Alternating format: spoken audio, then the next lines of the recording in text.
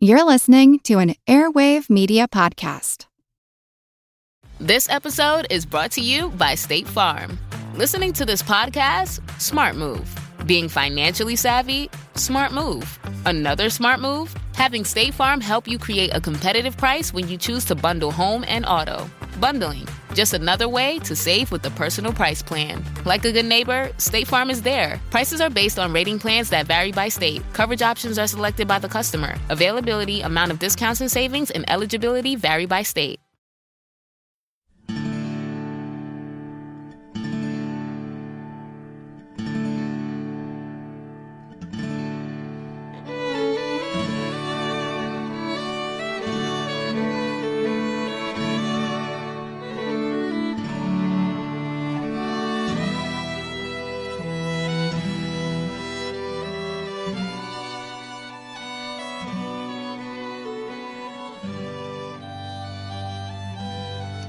Hey everyone, welcome to episode number 518 of our Civil War podcast. I'm Rich. And I'm Tracy. Hello y'all, thanks for tuning into the podcast. As you guys will recall, with the last episode, we talked about the fight at Kolb's Farm on June 22nd, 1864. We said that the next day, William Tecumseh Sherman sent a message to Henry Halleck in Washington, reporting on the state of the campaign. But by the time that message reached Washington the next afternoon, the situation had already changed dramatically because Sherman had decided to order an attack.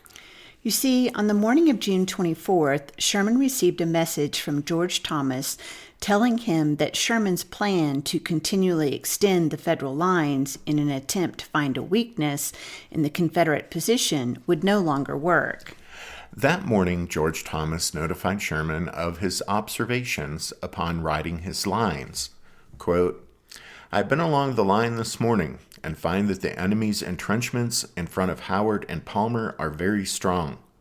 The troops are also much fatigued in consequence of the continuous operations of the last 3 or 4 days. Howard's and Palmer's fronts are now so much extended that it will be exceedingly difficult for them to mass a sufficient number of men to make an effective move on any point." Sherman sent word acknowledging Thomas's report and, for the first time, indicated that he planned on launching an assault against the Confederate lines at Kennesaw Mountain.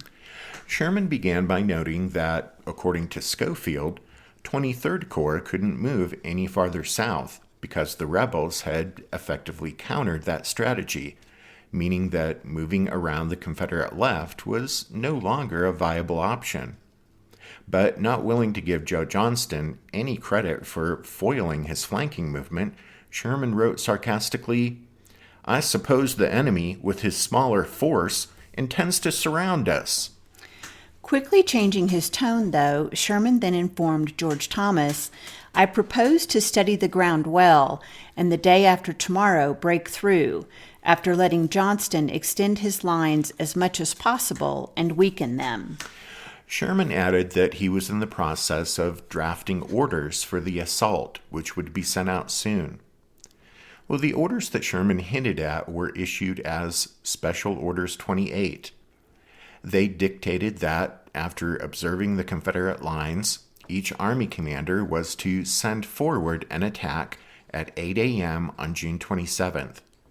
The goal was to attack the rebel lines at several points, and once a breach was made, to send in reinforcements to push through toward Marietta to the east. Each of the Federal armies had its objectives laid out in Special Orders 28. Army of the Ohio commander, John Schofield, was to continue harassing the Confederate left flank to the south, moving along the Powder Springs Road and threatening to push toward Marietta. To the north, Army of the Tennessee commander, James McPherson, was to use cavalry and infantry to make a demonstration against the rebels' right flank, while he meanwhile launched an attack just south of Kennesaw Mountain itself. However, McPherson's operations were themselves just a feint to distract the Confederates from the main Federal effort, which was to be made by George Thomas's Army of the Cumberland. Sherman gave Thomas the discretion of choosing the spot for the main assault against the Confederate center. During the Atlanta campaign, Sherman tended to favor the Army of the Tennessee when conducting offensive movements. That army had been commanded by Ulysses S. Grant and then Sherman, and its current commander, McPherson, was a protege of Grant and Sherman. But at Kennesaw Mountain, the men of the Army of the Tennessee wouldn't be making the main Federal assault. Instead, the main assault at Kennesaw would be made by George Thomas's Army of the Cumberland. However, Sherman didn't enjoy the same close relationship with Thomas that he had with McPherson. Numerous times during the Atlanta campaign, Sherman was frustrated with Thomas, even to the point that Sherman wrote to Grant about the Army of the Cumberland, calling it, quote, "my chief source of trouble." Sherman criticized Thomas for being, quote, unquote, dreadfully slow. He claimed that, quote, "a fresh furrow in a plowed field will stop the whole column, and all begin to entrench." Sherman tried to remind Thomas that they were on the offensive and so needed to be more aggressive. Well, he was clearly irritated with George Thomas, and yet it was Thomas's army that was chosen to make the main Federal attack at Kennesaw.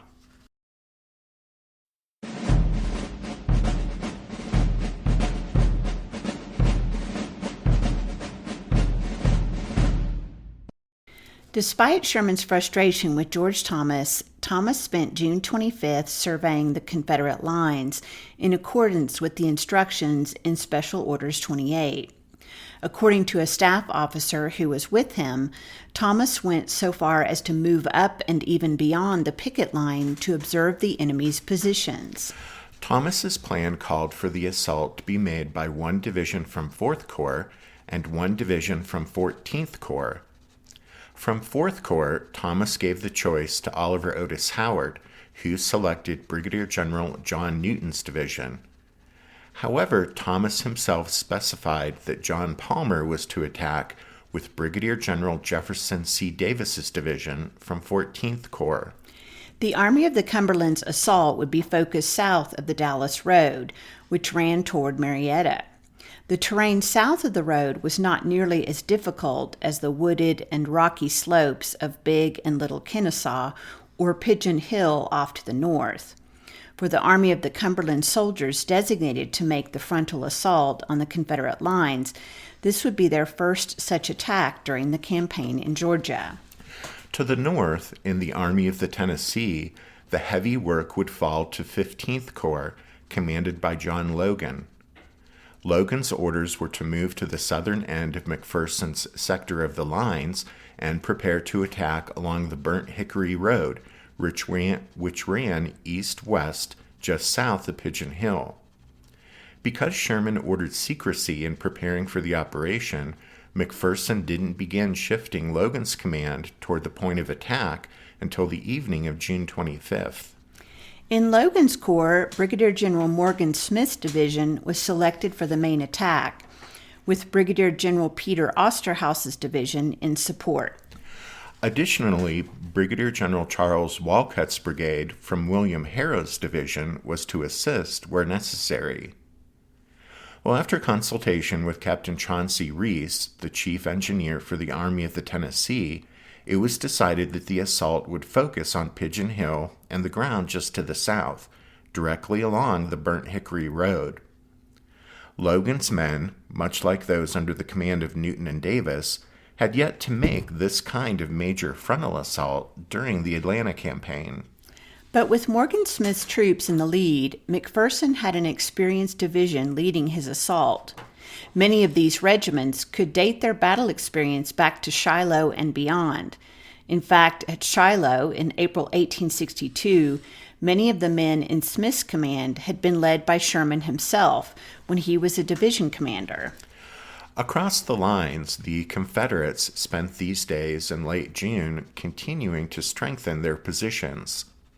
On the northern end of the rebel line, Leonidas Polk's corps, now commanded by Wing Loring, held the summits and slopes of Big and Little Kennesaw, stretching across the saddles between the mountains and then the dips in the terrain running south to Pigeon Hill. This was the most formidable defensive terrain the Confederates had held since Rocky Face Ridge earlier in the campaign. North and east of Big Kennesaw, guarding the Confederate Army's right flank, was Joseph Wheeler's cavalry division. To its left were the men of Featherston's division. Winfield Featherston had risen to division command when he replaced Wing Loring, when Loring replaced the fallen Polk as corps commander. Well, on Featherston's left, on Big Kennesaw itself, was the division of Edward Wathel, and to the south, on the rocky slopes of Little Kennesaw and Pigeon Hill, Samuel French's division rounded out the deployment of Loring's corps.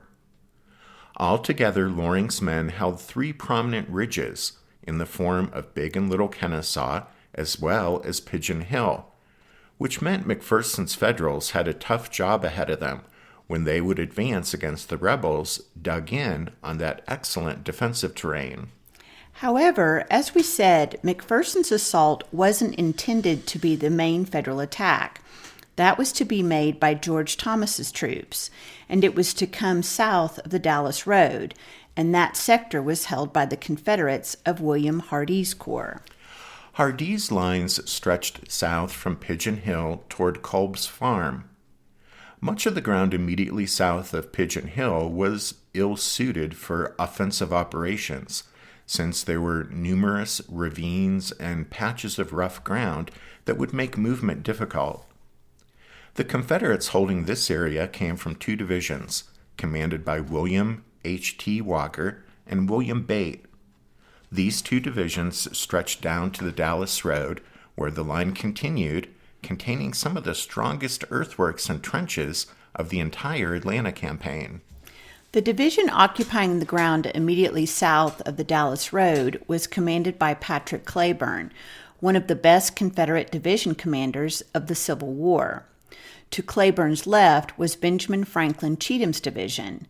Cheatham was another colorful figure, much beloved by his men, and after the battle, the ground that his men held at Kennesaw became forever known as Cheatham Hill. The ground that Cleburne and Cheatham occupied wasn't particularly good defensive ground, especially when compared to Big and Little Kennesaw and Pigeon Hill. Nonetheless, these 2 divisions did the best they could, taking up position along a ridgeline running south from the Dallas Road. To their front was mostly wooded terrain that sloped downward from the Confederate lines, and there was also a branch of John Ward Creek that cut through the area.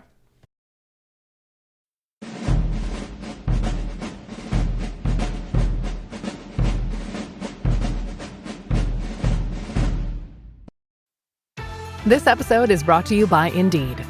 Stop waiting around for the perfect candidate. Instead, use Indeed sponsored jobs to find the right people with the right skills fast. It's a simple way to make sure your listing is the first candidates see. According to Indeed data, sponsored jobs have 4 times more applicants than non-sponsored jobs. So go build your dream team today with Indeed. Get a $75 sponsored job credit at Indeed.com/podcast. Terms and conditions apply. Are you a forward thinker? Then you need an HR and finance platform that thinks like you do. Workday is the AI platform that helps propel your organization, your workforce, and your industry into the future. Workday, moving business forever forward. Every sip of Coca-Cola brings you closer to the excitement of the FIFA World Cup 26.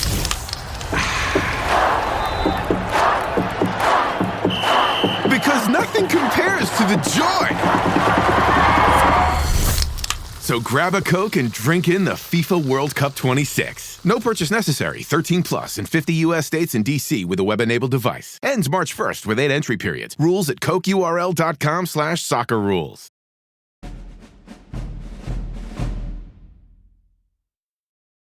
While the Confederates strengthened their positions and the Federal generals prepared for the upcoming attack, Sherman sent word to Halleck in Washington of his decision to make an assault on the enemy lines.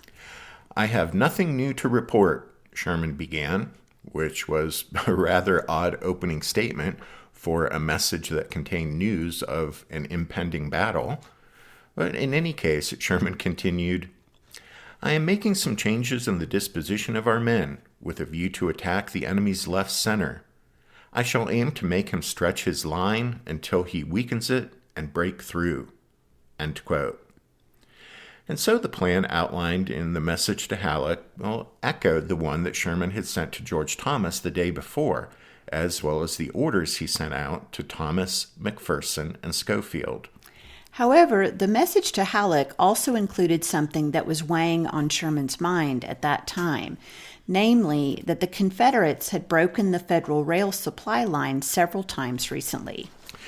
Sherman was well aware that his Army group could only continue to prosecute the current campaign if its railroad supply lines back in Tennessee and northern Alabama, and of course the western and Atlantic in Georgia, remained open.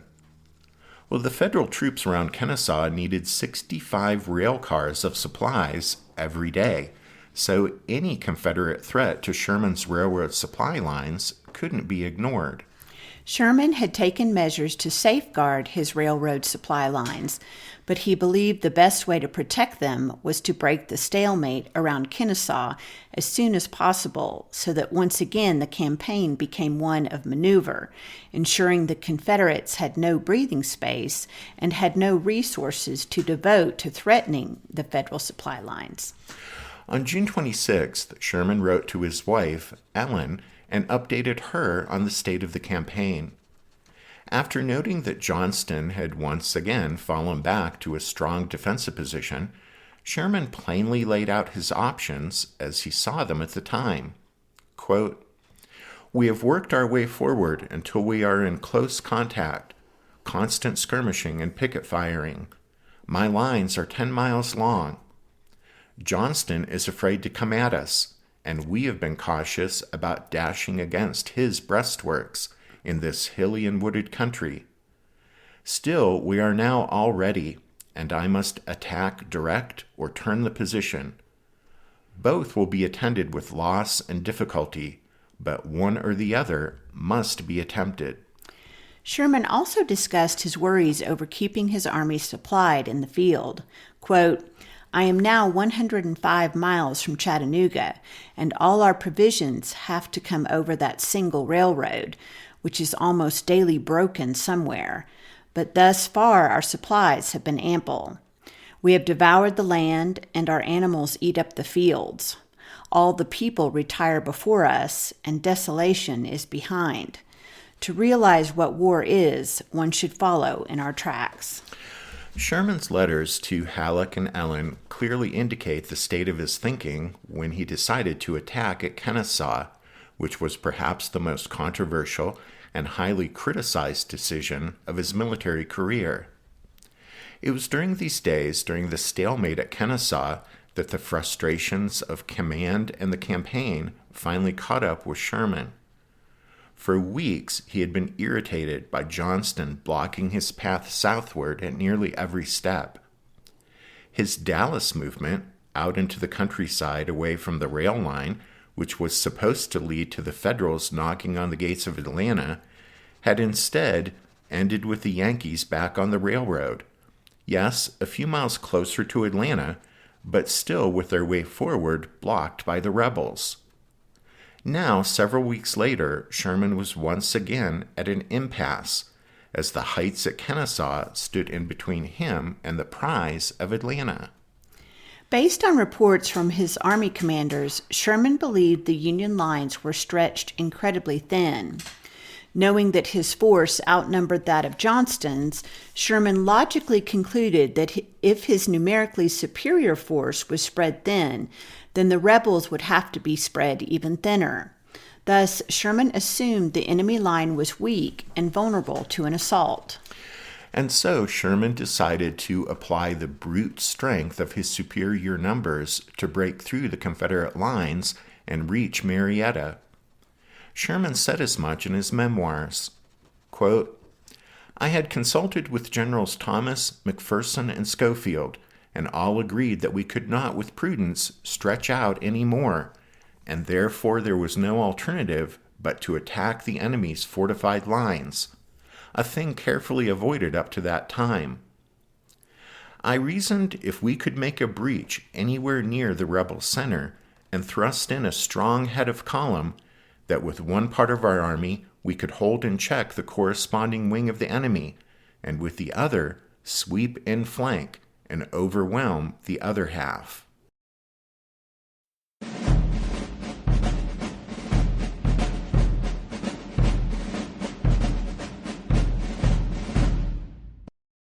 In the days leading up to the fight at Kennesaw, many soldiers on both sides, such as Private John Swanson in an Illinois regiment, suspected that the stalemate there was about to end and that a, quote, big battle is unquestionably at hand.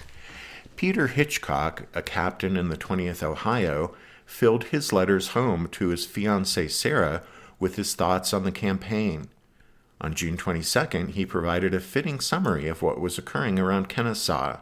Quote, Sherman's intention, no doubt, is to flank the enemy on their left, but the position they now hold is a very strong one and hard to flank.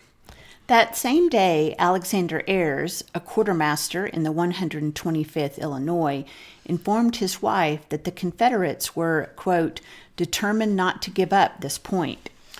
Several days later, noting the progress that the Federals had made thus far in the campaign, Ayres wrote, The loss of our army has not been so heavy as that of the Army of the Potomac. Our army could have advanced much farther than they did, but Sherman is evidently waiting on Grant's movements in Virginia and trying to keep the enemy here to prevent them from reinforcing Lee. But the work goes steadily on. This campaign will tell wonderfully on the rebellion. On the Confederate side, Captain William McMillan of the 17th Alabama wrote to a cousin at home describing the strong defensive lines that the Army of Tennessee had constructed. Quote, We are well entrenched now, and I think it would take more Yankees than you could pack into a 50-acre field to move us from our position. McMillan mentioned the scenic views from the Kennesaw Heights, but admitted that seeing Federal soldiers on Southern soil, quote, destroying our beautiful fields and the peaceful homes of our countrymen takes something from the beauty of the scene.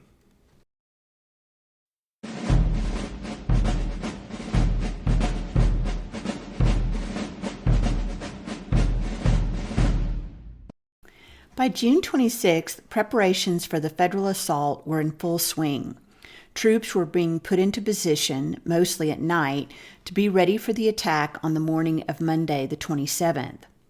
George Thomas, James McPherson, and John Schofield each issued orders to their corps commanders, specifying what was to occur the following day. After providing his 3 corps commanders, Otis Howard, Hooker, and Palmer, with their orders for the 27th, George Thomas specified that the Army of the Cumberland's attack was to begin promptly at 8 a.m. and added, All the troops will be ready to follow up with promptness any success which may be gained. Schofield's orders specified that after the action started, his headquarters was to be kept notified of all developments, while McPherson stressed the secrecy of the preparations, noting that, quote, as little change as possible should be made in the appearance of things along our line, and the movements made with as much caution and as little noise as possible. Sunday, June 26th, was passed as just another day on the line or in camp for many men. Lieutenant Colonel Columbus Sykes of the 43rd Mississippi penned a letter home that afternoon that painted a portrait of a midsummer day in the midst of war. Quote, It is Sunday afternoon, 4:30 o'clock. The day is beautiful, bright, warm. A brass band is discoursing sweet music from the mountain, and its strains, mellowed and softened by distance, come floating gently down the valley, while an occasional cannon, deep and loud, plays the bass, accompanied by minnie-balls from the enemy's sharpshooters. Rather a strange and incongruous combination of sounds for a lovely Sabbath evening, is it not?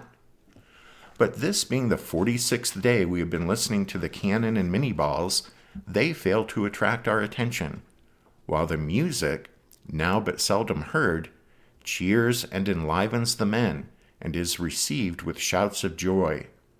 This morning we had a sermon near the trenches from our chaplain. Years later, Sergeant Nixon Stewart of the 52nd Ohio, which was to play a major role in the attack against Cheatham Hill, remembered the calm before the coming storm of battle. Quote, "Night came on, and we sat down with the boys, who with us had followed the old flag almost 2 years, who on the coming morn were to go where sheets of flame and plunging shot would thin their ranks. There was such a beautiful sunset that evening, it has come back to me as one of the loveliest pictures of memory. Jest and laughter was heard from the groups gathered here and there, while nothing seemed to disturb the steady stroke of an easygoing heart." Across the way, Confederate Corps Commander William Hardee displayed a calm resolve in a letter to his wife, telling her, quote, "My lines are strong, and I feel perfectly confident of whipping the Yankees whenever they come."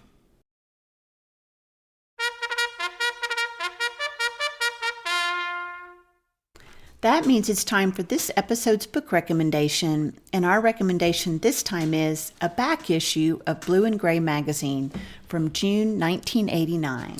That's right. Climb on in the Wayback Time machine. And in the summer of 1989, we find that Blue and Gray magazine had an issue with articles about the Atlanta campaign, including a feature about Kennesaw Mountain, written by Dennis Kelly, who at the time was chief historian of the Kennesaw Mountain National Battlefield. As always, you can find a complete list of our book recommendations if you head over to the podcast website, which is www.civilwarpodcast.org. Also at the website, you can find information on joining the Strawfoot Brigade over on Patreon and supporting the podcast in that way, just like Daniel B. did this past week. A big thank you to him. And then thanks to all of you for listening to this episode of the podcast. Rich and I do hope that you join us again next time, but until then, take care. Thanks, everyone. Bye.